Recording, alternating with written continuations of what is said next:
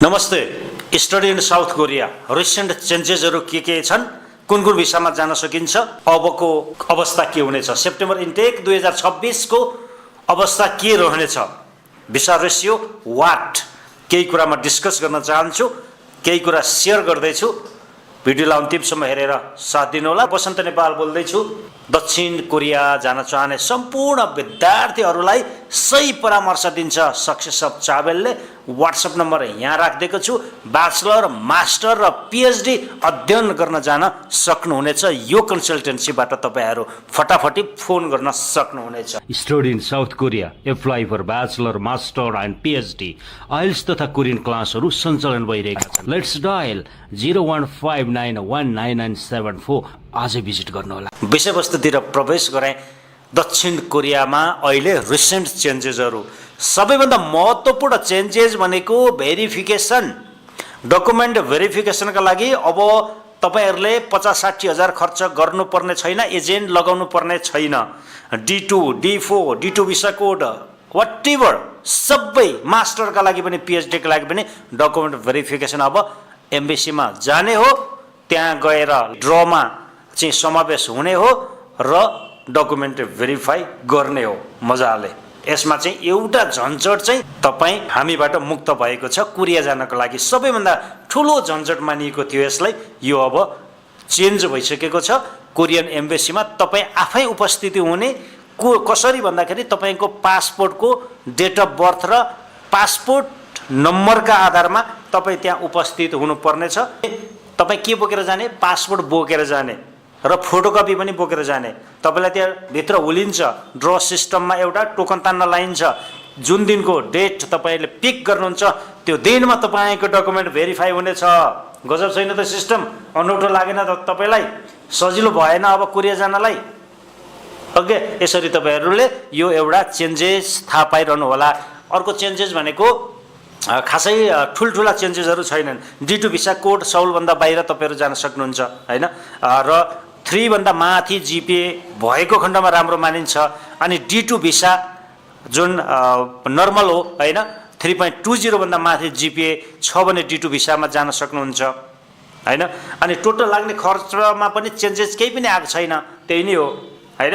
जस्तै ट्युसन फीमा खर्च हुनसक्छ, अनि कन्सल्टेन्सी चार्जमा खर्च हुनसक्छ, डकुमेन्टेसनमा, प्लेन टिकटमा, ब्याङ्क ब्यालेन्समा, यिनै कुराहरू हुन्। र अर्को एउटा चेन्जेस भनेको प्रोपर्टी भ्यालुएसन बनाउनु नपर्ने भएको छ। खुसीको कुरा, प्रोपर्टी भ्यालुएसन नो निड है, चाहिँदैन साथीहरू। सो सेप्टेम्बर इन्टेकमा यदि तपाईँहरू एप्लाई गर्दै हुनुहुन्छ भनेदेखि तपाईँले ब्याङ्क ब्यालेन्समा अलिकति ध्यान दिनु पर्यो, ब्याङ्क स्टेटमेन्टमा ध्यान दिनु पर्यो। 6 महिना पुरानो एकाउन्ट भएको हुनुपर्छ, ट्रान्जेक्सन गरेको हुनुपर्छ हैन। अहिले चाहिँ अहिलेको अवस्था के छ भने ब्याङ्क स्टेटमेन्टलाई अलिकति महत्त्वका साथ हेरिएको छ भन्ने कुरा छ। र विथआउट आइएल्सका भिसाहरू रिजेक्ट भएको कथाहरू मुबेठा आउन थालेका छन् आजभोलि। सो विथआउट आइएल्स एप्लाई नगर्नुहोस्। मास्टरमा अध्ययनरत साथीहरू आइएल्स गर्नुहोस्। किन आइएल्स नगर्ने? किन सकिँदैन भन्नुहोस् त? इङ्ग्लिसदेखि त्यति डराउनुहुन्छ तपाईँहरू? गर्नुहोस्। हुँदै भएन भने फेरि दिनुहोस् न हैन। सो भिसा रिजेक्ट चाहिँ नहोस् तपाईँहरूको। सो मास्टरका विद्यार्थी भाइ बहिनीहरू जति पनि हुनुहुन्छ 50% एबोभ हुनुहुन्छ र 4 वर्षको ग्याप छ भने एप्लाई गर्न सक्नुहुन्छ। पिएचडीको पनि अवस्था त्यस्तै छ। र ब्याचलरको कुराकानी गर्नुहुन्छ भने 3 भन्दा माथि जिपिए र 3 वर्ष ग्याप छ भने तपाईँहरूले एप्लाई गर्न सक्नुहुन्छ।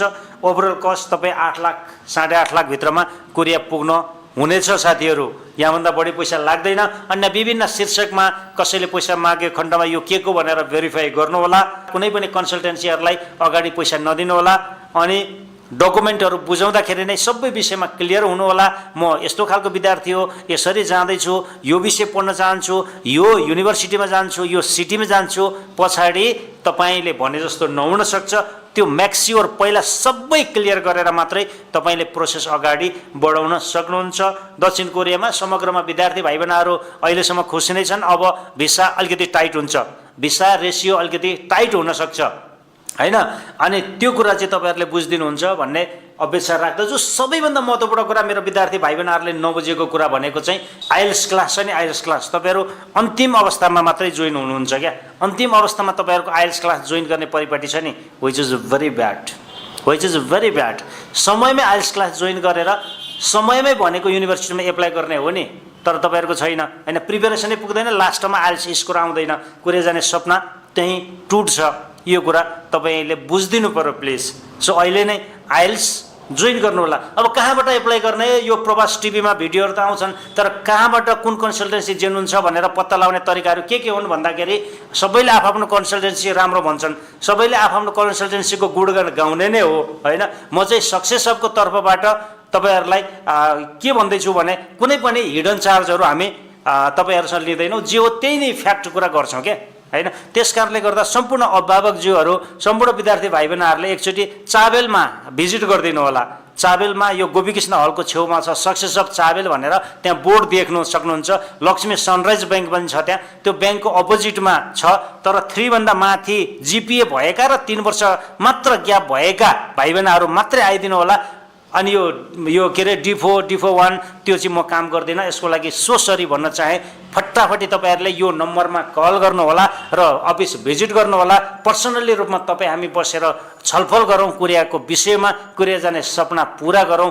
सो सँगसँगै तपाईँहरूको एउटा करियर ग्रोमा महत्त्वपूर्ण भूमिका खेल्न सकौँ हामी पनि, र तपाईँको ठाउँमा बसेर सोच्नेहरू कोही छ भने त्यो हामी हौँ जस्तो लाग्छ मलाई चाहिँ। कोरियाबाट हेर्दै हुनुहुन्छ भने कोरियाको कुन सिटीमा हुनुहुन्छ, विद्यार्थी भाइ बहिनीहरूको अवस्था के छ, तपाईँहरूको भोगाइ के छ, तपाईँहरूको जब कस्तो छ, के काम गर्नुहुन्छ, सबै कुराहरू कमेन्टमा मजाले लेखिदिनुहोस् न, सबैलाई जानकारी दिउँ न। कोरिया कोरिया कोरिया कोरिया गाउँदेखि सहरसम्म एउटा लहर छ नि, त्यो लहर वास्तविकतामा कोरियाको भोगाइ कस्तो छ त, त्यो ओनसँग एउटा जुन साटिएको छ सपनाहरू, ती सपनाहरू टुटेका त छैनन्। यो कथा व्यथा पनि आओस् न अब मिडियामा। केही छ तपाईँको भने व्हाट्सएप मी प्लिज। यति जेलसम्म भिडियो हेरिदिनु भयो यहाँहरूलाई धेरै धेरै धन्यवाद छ। Keep watching, keep loving, keep supporting my YouTube channel. Thank you.